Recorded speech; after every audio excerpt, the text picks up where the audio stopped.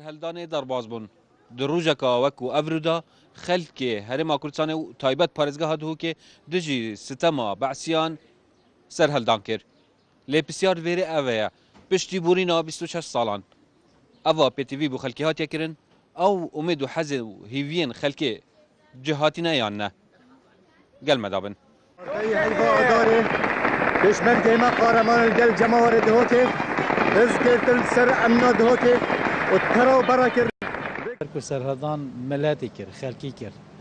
Serheldana berî 26 sala armancê xwe pêgihandin.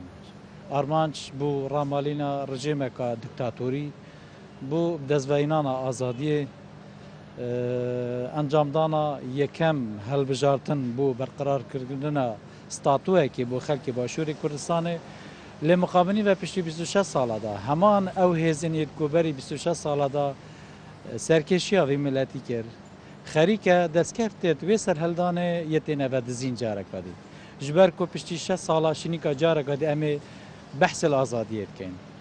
Em ê behsê pawankirina destkeftê yê xelkê Kurdistanê dikin. اولا از خیرونوات کم دست خوشیل برنامهات کم بار که به 26 ساله حتی به عالمی و به امیده و چه دیارین کده دموی گوی ملتی کی وچیدن 26 ساله نیو گوی خلکیت پیشمان سرهلدانه باور بکه چت ما همایا پیتوی نکردیا چه نکردیا حتی بگوی نه کاره با نه آواد درسته و نه جاده درسته نه پروژه تشته که همه خلک هلایستیا هەلبەت خەلکی زەحمەت 26 ساڵ دەرباز بوون و کوشتن و تعدایی و حتا دیمایە تا سەرهەلدان هاتیە kirin دیدناتە خەلک تا چرا بهێوی بووە باور بکە یه بهێوی بووش کۆمبوونێت وایەت بێ دمۆهیک و نه ئەیگرتنەوە و عالەمەوە بهێویە یعنی یەتیوی هەموو چ دیار نینە یعنی هەڕۆ کۆمبوون و چ دمۆهیک بوو بە کۆمبینۆژی نینە پشتیبورینا 26 سالان لسر رزگارکرنا باجر دوکê û dimayînana zilm û sitema rejima Beعسیyan. Welatiyan hîvî hebûn di dilê wan da ku zehmet û xebat û qurbanî ya vê xelkî beraf neçîtû. Welatî dibêjin heştaya kêmew ya PTV bû vê xelkî yê qurbanî day nehatiye kirin.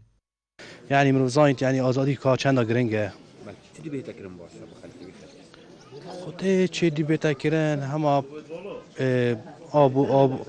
aborî ew dî çekê bête baş kirin abor û şûl ew dî bêne baştir lêbin iqtisad baştir lê bêtin.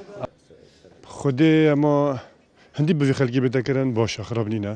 Bes ya PTV hatiye kirin xirab nîne. Xwedê bîr hatine ya serheldanê mirovên me girt bûn. Îna bûne vê qeleyê. Eva nizarkê. Wêrê me dît yani wezîyan rastî gelek yê nexweş bû. Me dît heta hindê wêrê hinde birodera zadî bû beyîn wêrê me dît gelek tezîb lê da wêrê bûme vîr negelek nexweş bi rastî.